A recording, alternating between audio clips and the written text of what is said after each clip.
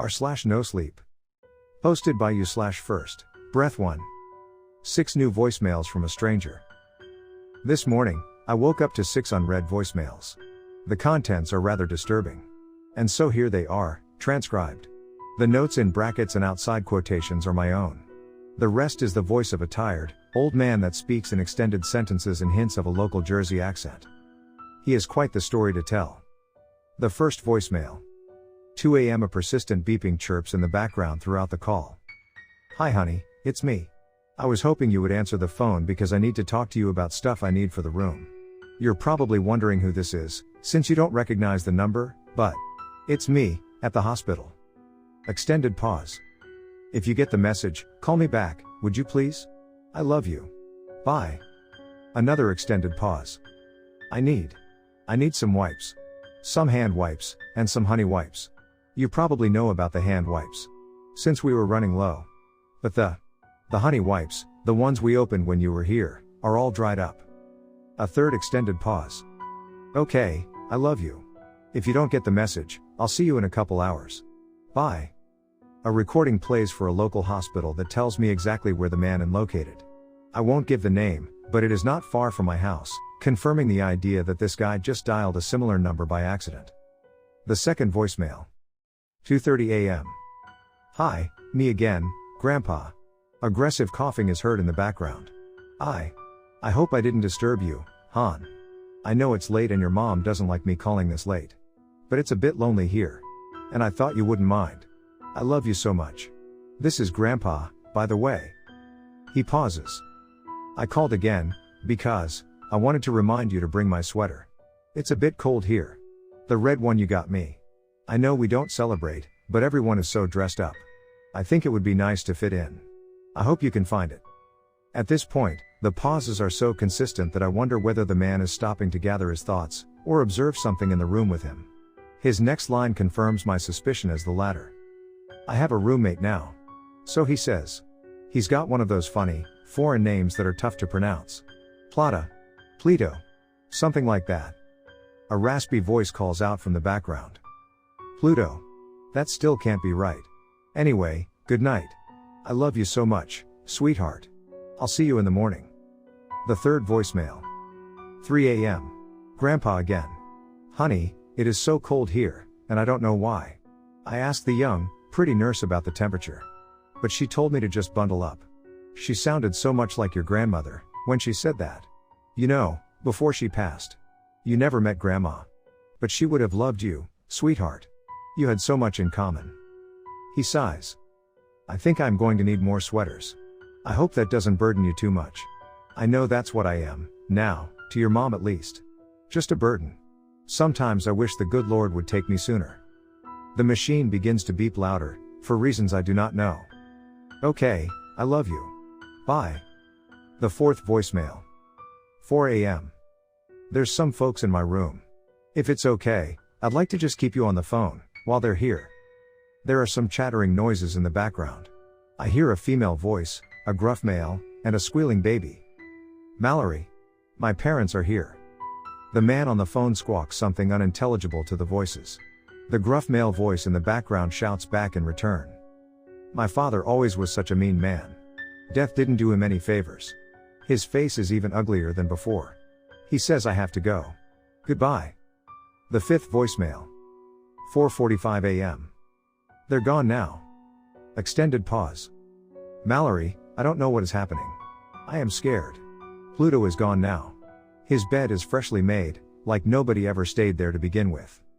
The man coughs so aggressively that the phone cackles static instead. I keep seeing people in the hallways. A couple of them peeked into my room. This place looks busier than Grand Central Station. But it's the middle of the night. And I recognize some of these people, too. It's the funniest thing. God Mall, I swear, I saw your father. A raspy voice calls out in the background. I can't make out what they say. I've got to go, now. I love you. The sixth and final voicemail. I love you so much. I know, I tell you every day, but you needed to hear it every day. Because one day, we wouldn't have any more days left, you know? I worried about that day a lot. But I don't anymore. I love you. I love you, I love you, I love you. Tell your mom, for me, Will ya? I only have time to call the one person. He coughs. Pluto isn't back yet. But I know he is coming back. I can feel it. The hospital has gotten a lot darker, and people stopped passing by in the hallways. Extended pause. One last person visited me, Maul. It was my sister. The one that passed when we were just kids. She looked just like how I remembered her. Blonde hair, blue eyes, a kind wide smile. She looked just like you, Mallory. She always looked just like you. He coughs again. The sound is hollow and painful to hear. The spasm lasts an entire full minute before he gasps and chugs down a glass of water, or juice, or whatever they give them there. She told me not to be scared of the axe. She told me it would be okay. She said, son, do not wait and stutter when Pluto asks you to go. There is a time and a place in which every soul will know. A raspy voice calls out in the background. So, I think I gotta go. I love you. I love you, I love you, I love you. Extended pause. Goodbye. As soon as the last breath of the final voicemail played, I jumped in my car and flew through the 20-minute drive to the hospital.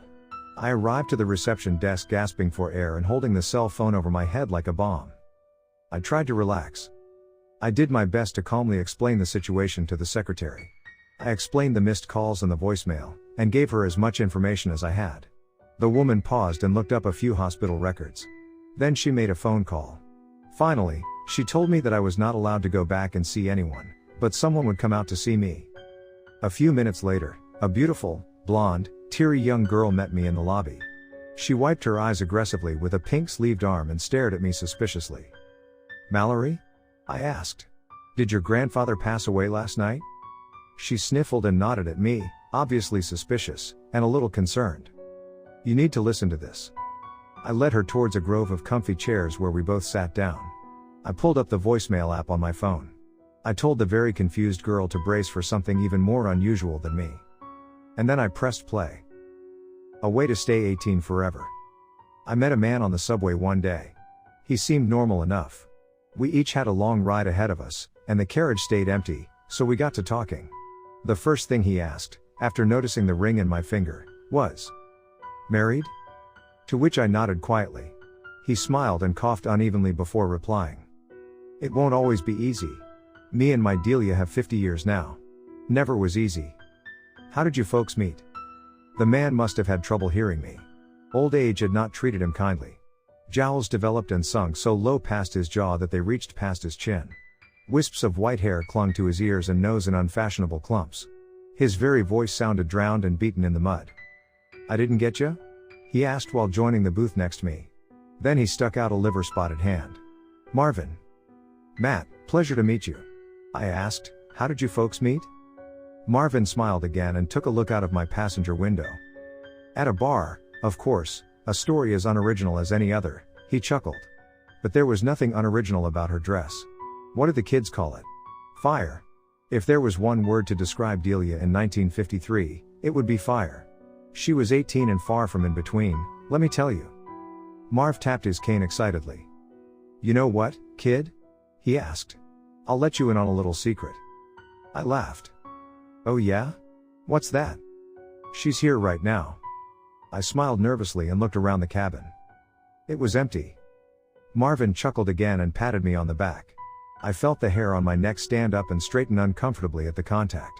Something about close quarters with strangers and suddenly schizophrenic train-side confessions made me squirm. "You must find me a loon," he whispered with a toothy, or toothless, grin. "Go on, say it." He paused and attempted his best Valley Girl accent. "Say, oh Marv, you're such a loon." I don't know if you have ever heard an old man trying on a teenager's voice. It did nothing to calm my nerves. "Marv, there's no one else on this train but us." He grinned again. "I don't mean physically, of course. But she is here. She's wearing that red dress again. Same as the day we met." I began to wonder why this man would even tell me this. Surely this had to be his own delusion. But why share it with me, a random fellow traveler? "He doesn't believe us," Marv concluded with lightning-fast anger. "Show him, D." A ticket checker from the transit system happened to be walking by. After a tap of Marvicane, the woman fell, and smacked her mouth against the metal table. She ran away crying in a heap of blood. "Again?" he asked. I shook my head aggressively. But Marv tapped his cane once more. The lights to the cabin flicked back and forth. The door slammed shut and open. A horrific ringing filled my ears so loud that I had to scream and beg for it to stop. Why? I asked deliriously. Why do this to me?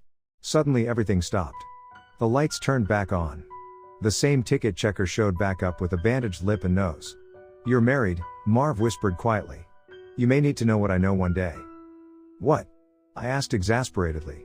My wife and I were together over 50 years before she passed. I don't want to live in a world without her.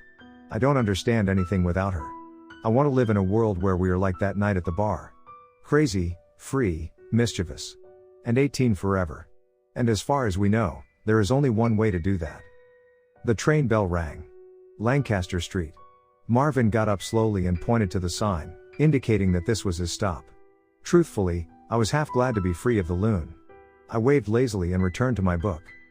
But I watched him exit the train through my window. I watched him collect his belongings and straighten his tie on the platform. I watched him lean forward and look down the opposite track. And I could swear. A woman in a red dress appeared by his side. Then I watched him spread his arms and jump in front of an approaching train with a perfectly elegant dive. Pretty little thing. My 5-year-old daughter, Isabel, ran inside from the creek one morning. She was out of breath and covered in mud. I wanted to scold her for playing by the water. I wanted to get her cleaned, dressed, and dried for school before the bus came in 20 minutes. But before I could, she held up a piece of bone right in front of my eyes, with a cute smile prepared, and a sassy comment already in mind. Look who I met, Daddy. He has a name. I call him Pretty Little Thing. By the size and shape, I could immediately tell that my daughter was holding one half of a human skull. I tried not to panic. That took superhuman strength in and of itself. I took the proper steps, to the best of my limited ability, and grabbed some paper towels. I slipped the skull gingerly from Izzy's hands and threw it into a plastic grocery bag. Then I called the cops. My daughter didn't like that. In fact, Izzy screamed and shouted over my apparent betrayal for the entirety of the next hour. Trauma and drama aside, I could not figure out the reason behind the tantrum. Isabel had always been a good kid. As a single parent, I thank God for that. My mother often referred to her as Daddy's little girl, and family friends often complimented me for having such a polite child. We never fought as bad as that day. And it was all over my handing over human remains to the police. Weird. Nevertheless, the authorities arrived and took the skull, with gratitude, within the hour. They promised to examine the origin and cause of death. A plain-clothed detective took me aside during my daughter's interview. He tried to explain the situation calmly. These things happen, he said, more than you would think. There was no reason to be alarmed. Sometimes people's bodies don't pop up for decades. I thanked them and told the detective to contact me only if needed. That was for Izzy's sake. I did not want my 5-year to be forever traumatized by finding the remains of a human being in her backyard. And so she still went to school that day. I still went to work. Personally, I was prepared to write the entire situation off as some unfortunate coincidence. A rational explanation would soon be provided by the detectives. In a matter of days, or weeks, we could chalk up the whole experience to some unknown cold case from the 50s, or something. Maybe we'd be on TV. That night, Isabel talked about Pretty Little Thing at the dinner table. She said she wished he could eat with us. She said she wished I never gave him away. I found those comments to be downright creepy, so I disciplined her by taking away television for the week. Izzy did not take the punishment well. She stomped her little feet upstairs with a pout and look back that made my heart drop an octave lower. I hated to do it. But something needed to curb that attitude. I went to bed that night with a guilty conscience about Izzy, worry from the skull, and a growing anxiety about the approaching storm. The weatherman claimed it would be biblical. Schools and offices had already shut down for the following day. I fell asleep to the first raps of rain against our shutters. I woke sometime later to a particularly loud crack of thunder. It was late. The dim screen of my cell phone read well past 2 in the morning. Immediately, my mind drifted back towards my daughter, and the guilt of the last 24 hours rose to the surface once more. I had not even checked on her before bed. I had been so mad about the fight, and the skull, and the weird nickname. I neglected to even tuck her in. I convinced myself to get up and check. I battled the nightstand drawer for my glasses. As my feet found the cold wood floor, I heard a faint noise from the hallway, and I wondered if Izzy was feeling some of the same guilt. I waited for her to tumble into my room in a tiny little mess, with 1,000 little apologies, and a request to sleep in my bed. But the sound of footsteps moved slowly drifted away from my room and towards her door. I listened closely and began to notice that something about the steps was different. There was no carefree skip and usual dance around the creaky floorboards. I did not hear the muffled tone of her squeaky little slippers, or a whisper of daddy through the door. Instead, I heard a scratching, slow dragging that lazed its way down my hallway. Then my daughter's bedroom door opened. The creaking of rusted hinges was unavoidable. Anyone ever attempting to be quiet in my house would ultimately meet their end at the door. A loud, obnoxious whinny filled the air. Then a cold, uncomfortably deep voice echoed behind it. "Ah. Pretty little thing. I had a few pretty little things like you once." The threat of another person inside the house kicked my ass into gear. I threw open my own door and darted down the hallway, stubbing my toe on a loose board, and cursing along the way. Exasperated, I arrived at the end of the long hallway, and pushed my way into my daughter's room in a boxer's stance. Ready to fight. Standing in front of me was one of the most disturbing scenes I have ever seen in my life. My daughter was awake.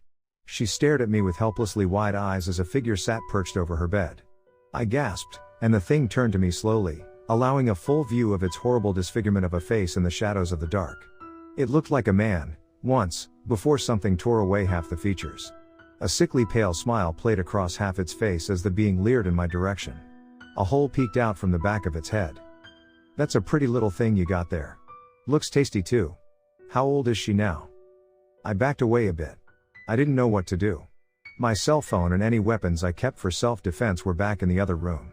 And even then, I think, I knew they wouldn't do any good. Panic washed over me like a cold wave. I shouted for Isabel to hide and got ready to fight for my daughter's life. Then Is did something stupidly simple. She turned on the night light. Suddenly the room became awash in a bright blue glow that reached into every dark corner. I shielded my eyes from the strength for a second. When I opened them, the human skeleton sitting on my daughter's bed was gone. It just disappeared. Isabel and I slept in a hotel that night. And every night until I sold the damn place. Look, I know this sounds crazy. Most of you won't believe me. That's fine. I get it and don't blame you. Everyone has their own crazy ghost encounter, and each sounds as unlikely as the last, so don't worry about it.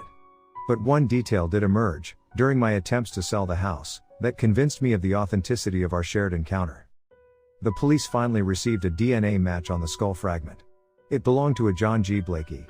He owned that particular plot of land in the 40s before it was developed. John developed quite a reputation in my home state.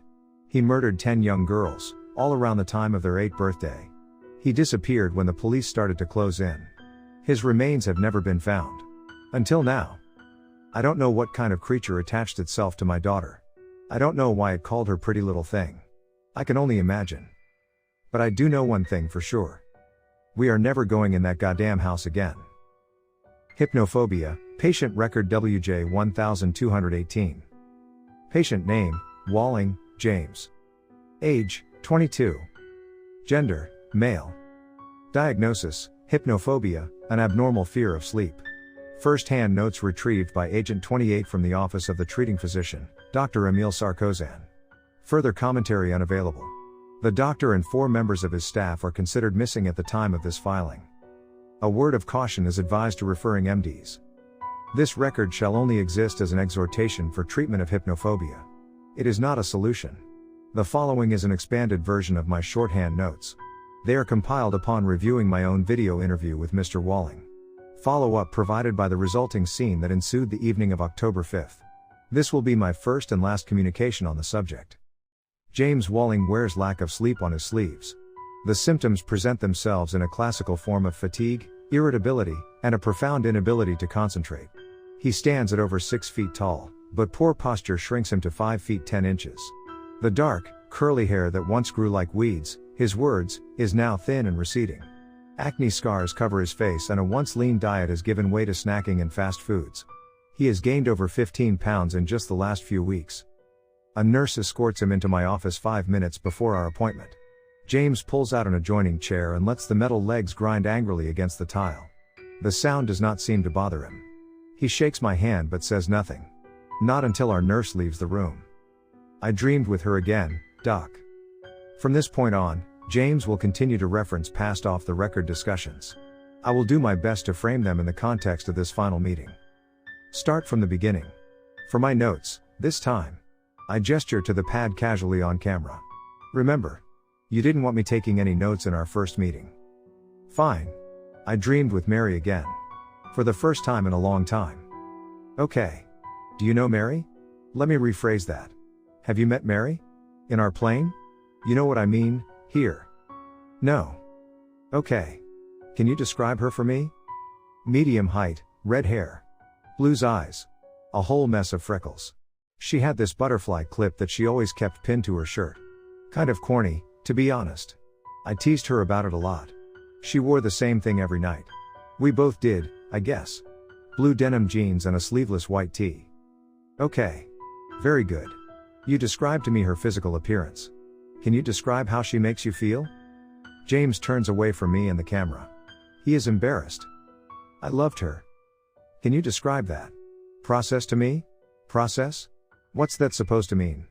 The same as any other fucking process. I understand. Again, just want to establish a timeline, for treatment purposes.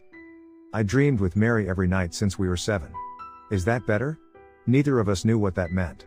We were kids. It seemed natural. When I aged, she aged. When I entered high school, she went to academy. Mary always had a life of her own, in real time, and she even talked about it sometimes. We were just two real people who shared the same dreams. Literally. After so many years, it was easy to fall in love with her. James hesitates and breaks to offer his most lucid thought of the early afternoon. I don't mean to rant. I know this sounds crazy. It doesn't, actually. Please continue. My point is that she never seemed imaginary. The dreams were never even extraordinary. We always met in the same setting. Some shitty stretch of woods outside East Bumblefuck, New Jersey. My excitement bleeds through the video footage. How do you know that you met in New Jersey? That seems like a specific location. James shrugs. I can see the parkway signs in the background. Okay. What did you do with Mary in the woods? It wasn't like that. I give a look that suggests otherwise and James flushes bright red. He told me this part already. The nature of their relationship in the woods is the primary source of our client's embarrassment. Alright. Not at first. We just talked, you know. Talked and explored the woods. It didn't progress into something else until we got older. James pauses. I know this will sound hard to believe, for you. But we didn't talk about the real plane that much. I asked once. About her family, where she lived, her life. She didn't say much. Just that she lived somewhere else. Forgive me, James, but these dreams sound like a pleasant experience for you. Why would you avoid them? Why seek out our institute? Mary stopped appearing in my dreams 2 months ago. Ah. So you dreamed alone? No. Someone took her place. The very mentioning of someone produces visible beads of sweat on his forehead. It is a remarkable phenomenon. An audible tension can be seen in the room as James shakes his leg against the back of the table like a rattlesnake. I could tell something was different right away. When Mary and I met in our dreams, it always looked like daytime in the woods. But without her, the sky got darker. Rain started to drift in from the parkway above the creek. Hell, even the air got colder. And that's when you saw Mary's father. At least, the man you perceived to be Mary's father. James nods. The topic of the man in the woods triggered a breakdown in all previous sessions. It always represented a metaphorical roadblock. This time, however, he powers through with choked words and a hand grasping his tear-stained face. He didn't catch me at first. I hid in the woods real good. I know them better than anyone, after all. I only spent every goddamn night in that forest. James' voice turns ragged. But he found me on the 5th night. I woke up, in my dream, to black eyes blocking the tree line. His breath stank like whiskey. I couldn't even escape. He dragged me to a clearing, where he had made these knives and shivs. Fashioned from spare bits of metal that fell down from the road. I won't make you go into great detail, but if you can describe. He took the shiv to my belly like a pig and cut out my intestines. Is that what you want to hear? On record? He disemboweled me and cooked my guts over a fire pit. I woke up 8 hours later. I pause. Why? Why did he do this to you? He said that the crime of laying between worlds could only be repaid in the form of answers. James slams the table in between us in frustration. It's my turn to exhibit shock. He has been docile up until this point. Look, I need drugs, okay? I need monitoring. I'm not well. Last week this guy held my mouth under a waterfall for 6 hours. I have had my guts ripped open. I have watched him skin my feet. Knives, guns, drowning, you name it. I have died 1,000 fucking times every night. You cannot proposition me for narcotics. Then do something. My skin has started to scar. Do you want to see? I can remember the torture better and better every day. That man is there every time I close my fucking eyes. The veil is thinning. The veil? James nods and avoids my eyes.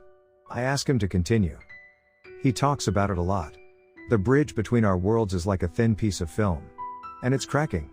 He knows about you, and your institute, and the other patients. He knows the names of your staff. He knows the name of our town, the name of our country, the name of our dimension. The tears flow openly at this point. He knows everything and he got it all out of me. I'm sorry, Emile, but he's coming. He's coming here and none of you will be able to stop him. I think he's got the taste for killing our kind, now. I think he likes it. The video reflects my best attempts at appearing unconcerned. We will be fine, son. I promise. These are just delusions. The building is secure and we have taken the proper precautions. One final question, and then our nurse will escort you to your room. At the beginning of our interview, you mentioned seeing Mary again. What did she say? James' sobs turn into a soft, psychotic chuckle. Mary said she'll save me, Doc. But she can't save you too. Treatment. Based on collected findings, WJ1218 represents an ideal candidate for shared dream monitoring. Skinner Institute recommends forced coma via narcotics and extensive monitoring of brain wave activity. We will attempt communication with the beings and eradicate if necessary. Respectfully signed. Dr. Emile Sarkozan. Attached for record keeping is a transcription of video logs from room 12. All evidence reviewed extensively on the morning of October 6. 11:52, patient WJ1218 is asleep. 11:55, patient WJ1218 groans loudly and struggles against his restraints. 11:56, Agent 1 enters room to check restraints. 11:58, locking mechanisms are tightened. Agent exits.